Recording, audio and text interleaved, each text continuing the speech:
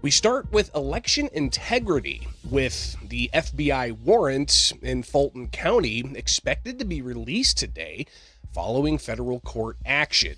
Now, in a motion filed in federal court, Fulton County is asking to see details of that affidavit that was used to file and obtain a search warrant for that county's election hub near Atlanta, Georgia.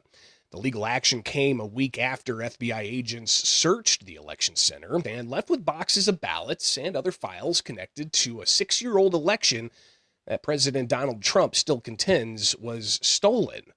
Now, election oversight is among the efforts of Republicans, and they're focusing on voter ID. And this is an issue that we're going to hear a lot more about as we're in the 2026 election year. Midterm elections very important, and a lot is at stake, including who controls Congress.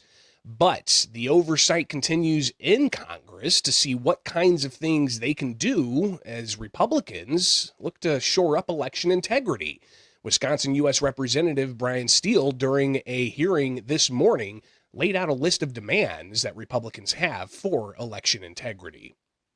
Article 1, Section 4 of the United States Constitution grants the power to regulate the time, place, and manner of federal elections. However, the Constitution also gives Congress the power to make or alter those regulations at any time. The common sense reforms House Republicans are proposing today will ensure it remains easy to vote, but hard to cheat.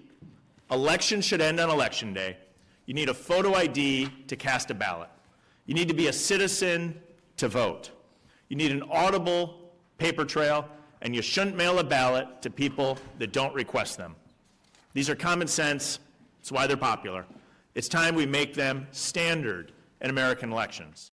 Now, while Representative Steele says it may be common sense, Democrats pushing back, and they say this is only going to harm election integrity. New York U.S. Representative Joseph Morell, he said that the Trump administration is looking to take over the elections. Republicans know they have one hope at winning the next election: change the rules of the game. This scheme is not just how Republicans plan to take over our elections, it's how they plan to take over our country, to irrevocably destroy the American principles: peace, prosperity, equality that we all hold dear. Why would we give her access to personal, private information of American voters?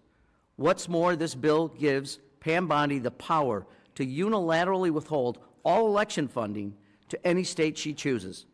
I ask the American people this: do you want Donald Trump running your elections? Do you want Pam Bondi or Kristi Noem running your elections? Now, some of the ongoing debates that are happening in state houses across the country include the federal government looking at voter rolls in various states. And you also have pending litigation challenging some states' ability to have elections count up to 2 weeks after the election. So with these ongoing policy issues being debated at the State House, you can see the interest of those in Congress looking to bring about some uniformity in election code, but the continued pushback from Democrats saying that it would harm voter turnout and election integrity. But let's take a look at just a brief bit of data here. States with something as similar as voter ID. 36 states request or require voter ID at the polls. 14 others, they use a method of signature check at the polls, and that's according to the National Conference of State Legislators. Again, as we're in an election year with the midterm election being vital, it's going to be paramount for election authorities locally to know what the rules are for federal elections, and will the loggerheads in Congress work on a deal and figure something out, or will they continue to debate this well beyond the 2026 elections? So from election security oversight to immigration enforcement oversight, I talked earlier today with the Center Square's Thérèse Boudreaux.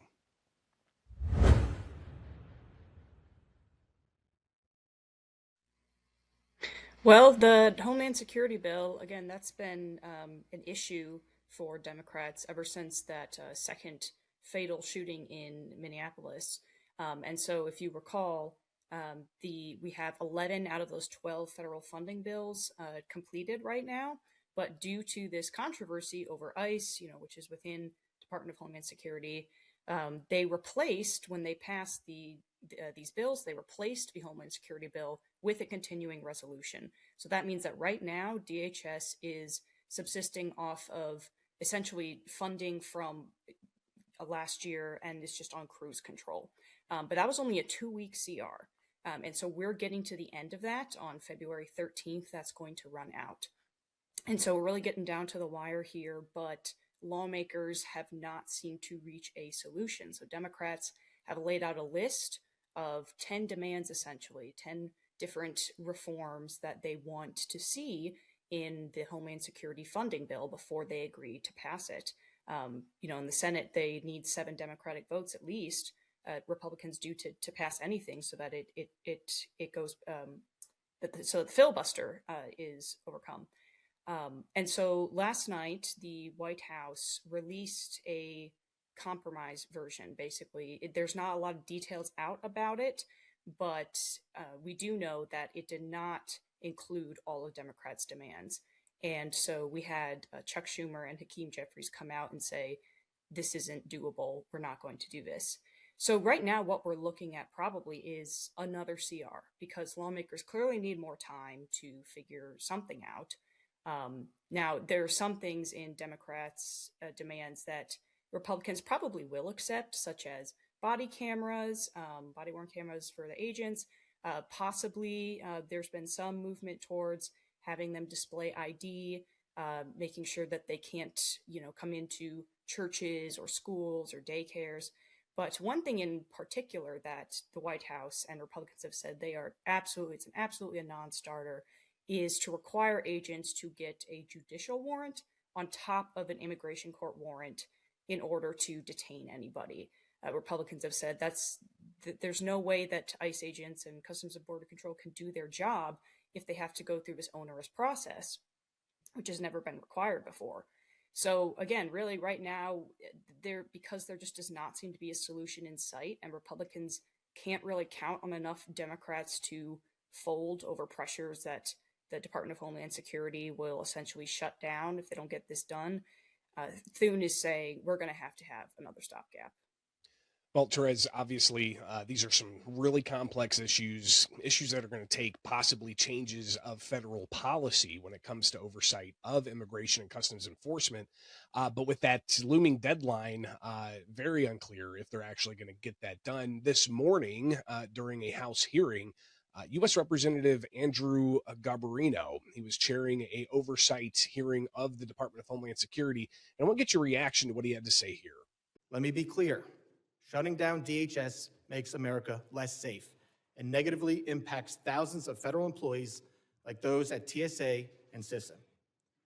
The Department of Homeland Security is the nation's largest federal law enforcement agency. It is this committee's duty, regardless of administration, to conduct oversight. We need to examine how DHS components are enforcing the law and ensure they have the resources in place to do work safely, effectively, and properly. Your thoughts? Yeah, so he's essentially echoing Republicans' views that, look, if this all, falls through, and if we see a partial shutdown of DHS, then the things that are really going to be negatively impacted are agencies like FEMA, like the Coast Guard, like TSA, whereas Democrats aren't even really going to get their wish to see ICE scaled back, because in the Republicans' budget reconciliation bill that passed in July, the One Big Beautiful Bill, as it was called, it boosted ICE's funding by $75 billion. And to put that in perspective, the Homeland Security bill that's at stake right now, the annual funding for ICE that it gave was the same as last year, which is $10 billion. So they're set for a very long time, which means that if Democrats are, digging in on this and they refuse to take, any kind of deal, it doesn't include all of their demands, then it's really the agencies that they don't have a problem with that are going to be impacted, whereas ICE is pretty much just going to function as usual without any of the reforms that they want. So again, it's a really complicated situation where I think Republicans are getting frustrated with Democrats and saying, look, this is you're not going to win by dragging this out and by refusing to compromise on some of these things. So just come to the table with us, and we're open to some of the things that you want, but some of the things we just think are untenable, and you're just going to have to accept that. But again, that's not really Democratic leaders don't seem to be swallowing that right now. And so there's not really much hope, I don't think, that we're going to reach a compromise Homeland Security bill for fiscal year 2026 this week. We're going to see either, most likely, another continuing resolution, another CR to basically punt the deadline yet again, or we're going to see a partial shutdown. And as that lawmaker said, that's not a win for anybody. Well, Therese, I think this kind of was already addressed with some of your comments there, just in your watching of how this plays out. But also this morning, during that oversight hearing, Democrat U.S. Representative Benny Thompson, he had this to say. This hearing is just the start of a reckoning for the Trump administration and its weaponization of DHS against American citizens and the principle our country stands for. DHS, led by Secretary Kristi Noem, must be held accountable for its lawlessness immigration operation. They are reckless, creating chaos in our communities, terrorizing adults and children alike, and undermining our moral authority as a nation of liberty and rule of law. Just the start of a reckoning, also naming Kristi Noem. You have other Democrats who have pushed for Noem to be ousted as the Secretary of the Department of Homeland Security. Do you think that that's possibly what's going to have to happen here for Democrats to get on board? Well, it's definitely something that dozens and dozens in both chambers have called for. Trump does not seem to be leaning that way. Since they've been calling for this over the past week or so, he has expressed his support of Noem and of the job she's doing. He has, however, done things like he sent Tom Homan in to Minneapolis, where a lot of this heat is coming from, to try to de-escalate the situation. But if you're asking, are we going to see Kristi Noem ousted? The answer is probably no. And also, it is worth noting that is not within the list of 10 all or nothing demands that Democrats gave. So I think it's something they really want, but I think that most of them recognize that this is something we can push for, and we can feel that maybe the American public is on our side, but that's probably not where they're going to dig in their heels. Again, we're looking at $64 billion in taxpayer spending, but that includes a $10 billion bonus for ICE with that deadline coming up February 13th. Thérèse, obviously, it's going to be an interesting couple of days here as members of Congress continue holding hearings. Do you think that we'll see a late night vote to have some kind of continuing resolution somewhere on the field here in Congress? And when will taxpayers have some certainty to know if, for instance, the Transportation Security Administration is going to be able to stay funded and keep the flights safe? Yeah, so Thune is planning to have a vote on a continuing resolution, and if that would be the case, that would probably be late Thursday night, because a lot of members of Congress are going to Munich on Friday, and again, that's the deadline for when the CR runs out, the current CR runs out.